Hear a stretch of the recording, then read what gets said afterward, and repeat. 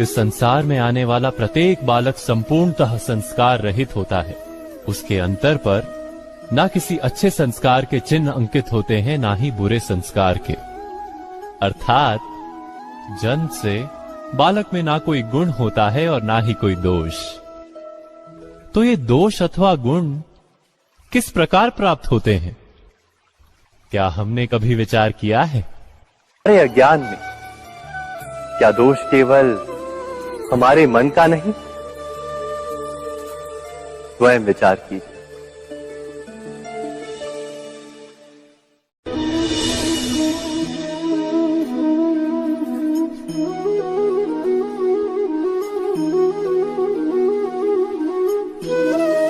ज्ञान प्राप्ति सदा ही समर्पण से होती है, ये हम सब जानते हैं। किंतु समर्पण का वास्तविक महत्व क्या है?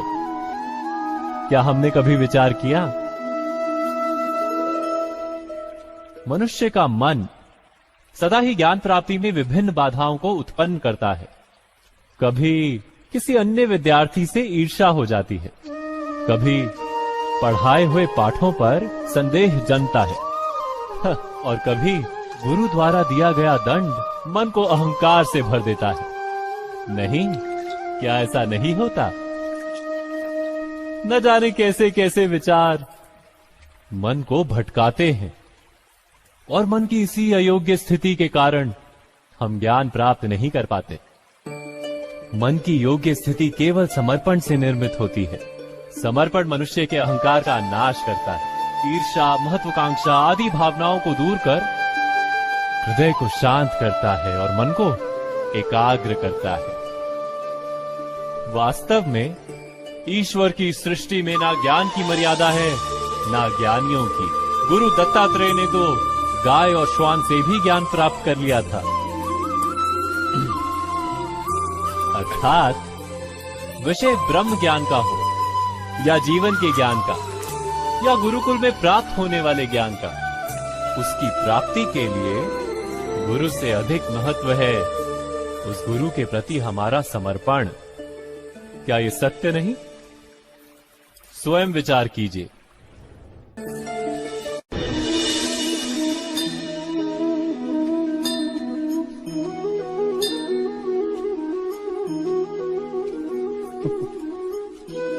जब जब मनुष्य के सामने कोई विकट स्थिति आती है तो मनुष्य ईश्वर से प्रार्थना करता है, ईश्वर के समक्ष याचना करता है कि वो स्थिति से उभरे। किंतु इस प्रार्थना का वास्तविक रूप क्या है?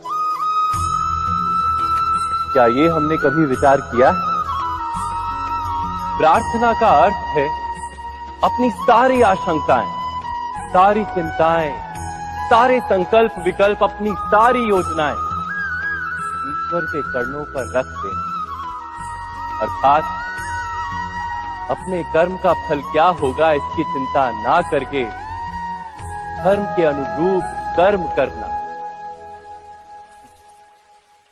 ईश्वर की योजना को अपनी नियति मानना,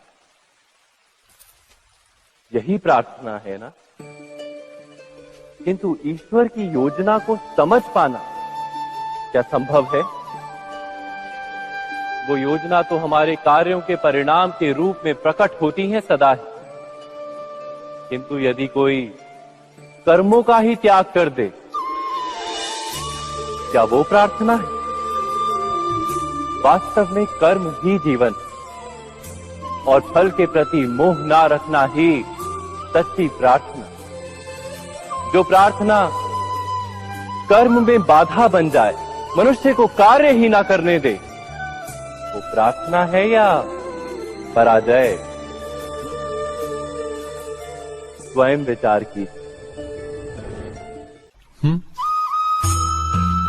जो बात माता पिता के मुख से निरंतर सुनी जाती है, वही बात उनकी संतानों के हृदय का संस्कार बनती है। जैसे किसी गांव में नदी तट तक एक पगडंडी बन जाती है केवल उस मार्ग पर बार बार चलने के कारण। अर्थात माता पिता के हृदय की इच्छाएं उनकी संतानों के हृदय का दोष अथवा गुण बनकर जन्म लेती हैं।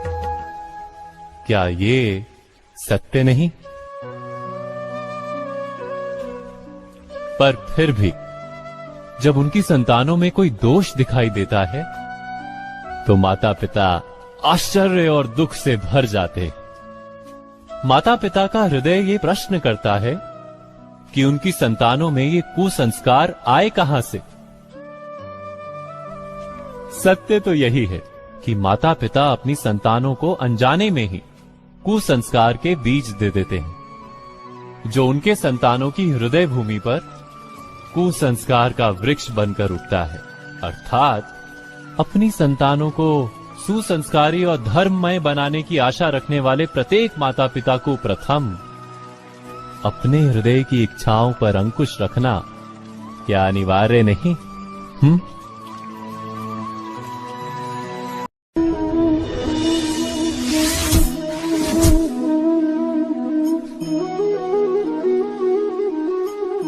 श्रेष्ठता का क्या अर्थ है? श्रेष्ठता का अर्थ है दूसरों से अधिक ज्ञान प्राप्त करना। अर्थात मूल्य इस बात का नहीं कि स्वयं कितना ज्ञान प्राप्त किया, मूल्य इस बात का है कि प्राप्त किया हुआ ज्ञान अन्य लोगों से कितना अधिक है। अर्थात श्रेष्ठता की इच्छा ज्ञान प्राप्ति को भी एक स्पर्धा बना देती है, और स्पर्धा में विजय अंतिम कब होती है?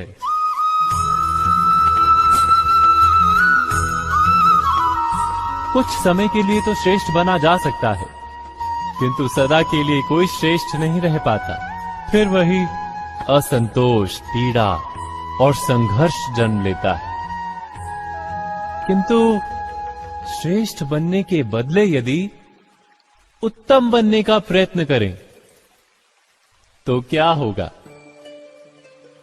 उत्तम का अर्थ है कि जितना प्राप्त करने योग्य है वो सब प्राप्त करना, किसी से अधिक पाने की इच्छा से नहीं, मात्र आत्मा की तृप्ति हेतु कुछ प्राप्त करना। उत्तम के मार्ग पर किसी अन्य से स्पर्धा नहीं होती, स्वयं अपने आप से स्पर्धा होती है। अर्थात उत्तम बनने का प्रयत्न करने वाले को देर अबेर सारा ज्ञान प्राप्त हो जाता है, बिना प्रयत्न के ही वो श्रेष्ठ बन जाता है। किंतु जो श्रेष्ठ बनने का प्रयत्न करता है वो श्रेष्ठ बने या ना बने, उत्तम कभी नहीं बन पाता।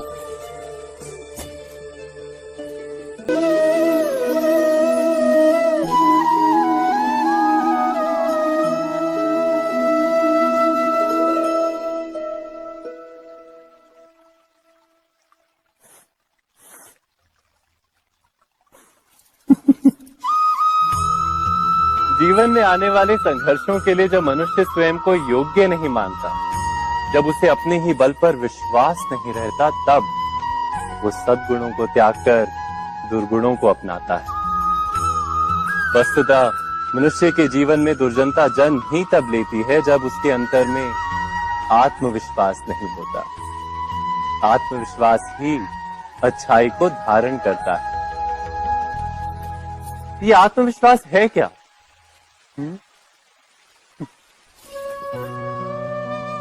जब मनुष्य ये मानता है कि जीवन का संघर्ष उसे दुर्बल बनाता है, तो उसे अपने ऊपर विश्वास नहीं रहता। वो संघर्ष के पार जाने के बदले संघर्ष से छूटने के उपाय ढूंढने लगता है। किंतु जब वो ये समझता है कि ये संघर्ष उसे अधिक शक्तिशाली बनाते, ठीक जैसे व्यायाम करने से देह की शक्ति बढ़ती, तो प्रत्येक संघर्ष के साथ उसका उत्साह बढ़ता है। अर्थात आत्मविश्वास और कुछ भी नहीं, मन की स्थिति, जीवन को देखने का दृष्टिकोण मात्र है। और जीवन का दृष्टिकोण तो मनुष्य के अपने वश में होता है। स्वयं विचार कीजिए, व्यक्ति को जब उसके अपराध का दंड मिलता है, तब कभी कभी उस न्याय को देखकर मन कचोटता है।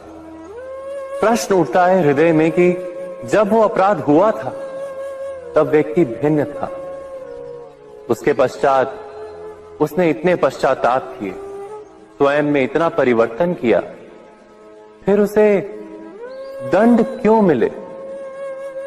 पर जहां आघात होता है वहां प्रत्याघात भी होता है।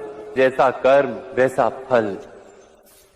यदि किसी को प्रेम दोगे तो सुख प्राप्त होगा, यदि किसी की हत्या करोगे तो मृत्यु दंड मिलेगा। जैसा कार्य वैसा ही न्याय। तो फिर प्रायश्चित और पश्चाताप का कोई मूल्य नहीं है? अवश्य है मूल्य। प्रायश्चित और पश्चाताप मनुष्य की आत्मा को बलवान करता है। आने वाले दंड को स्वीकार करने के लिए मनुष्य को तैयार करता है। अर्थात बिना प्रायश्चित के दंड स्वीकार करने का कोई मूल्य है? स्वयं विचार कीजिए।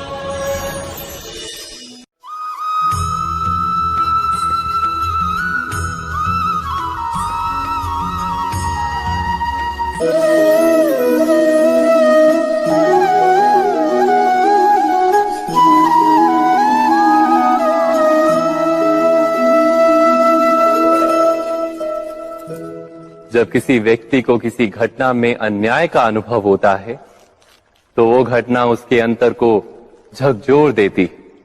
समस्त जगत उसे अपना शत्रु प्रतीत होता है। अन्याय लगने वाली घटना जितनी बड़ी होती है, मनुष्य का हृदय भी उतना ही अधिक विरोध करता है। उस घटना के उत्तर में वो न्याय मांगता है, और ये योग्य भी है। वास्तव में समाज में किसी भी प्रकार का अन्याय व्यक्ति की आस्था और विश्वास का नाश है। किंतु ये न्याय क्या है? न्याय का अर्थ क्या है?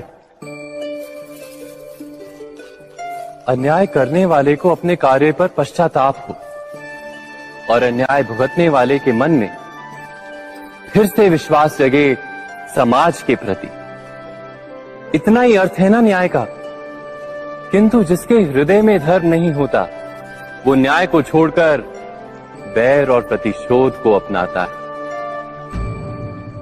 हिंसा के बदले प्रतिहिंसा की भावना लेकर चलता है। स्वयं भोगी हुई पीड़ा से कहीं अधिक पीड़ा देने का प्रयत्न करता है, और इस मार्ग पर चलते अन्याय को भुगतने वाला स्वयं अन्याय करने लगता है। शीघ्र ही वो अपराधी बन जाता है। अर्थात न्याय और प्रतिशोध के बीच बहुत कम अंतर होता है, और इसी अंतर का नाम है धर्म। क्या ये सत्य नहीं? स्वयं विचार कीजिए।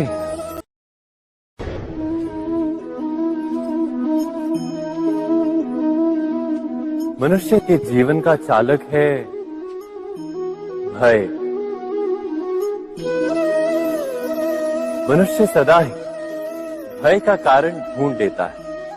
जीवन में जिन मार्गों का हम चुनाव करते हैं वो चुनाव भी हम भय के कारण ही लेते हैं। किंतु क्या ये भय वास्तविक होता है? विचार कीजिए।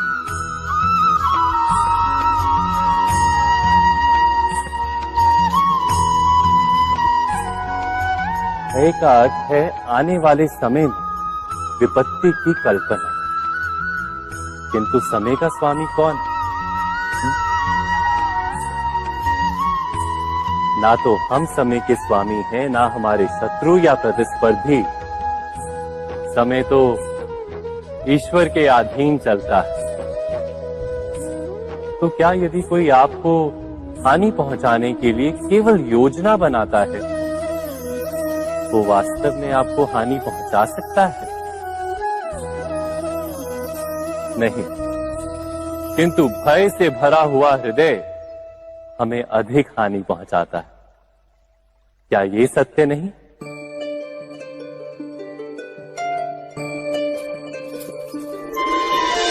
विपत्ति के समय भयभीत हृदय अयोग्य निर्णय करता है और विपत्ति को अधिक पीड़ादायक बनाता है।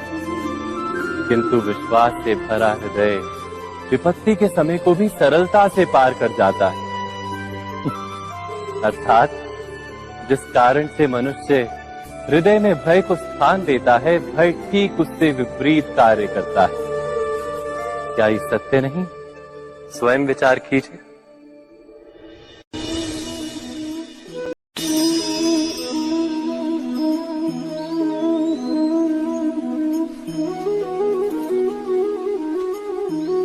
जब अपने किसी अच्छे कार्य के उत्तर में दुख प्राप्त होता है अथवा किसी को उसके दुष्ट कार्य में सुख मिलता है, तो मन अवश्य ये विचार करता है कि अच्छा कार्य करने का, धर्म के मार्ग पर चलने का तात्पर्य क्या है।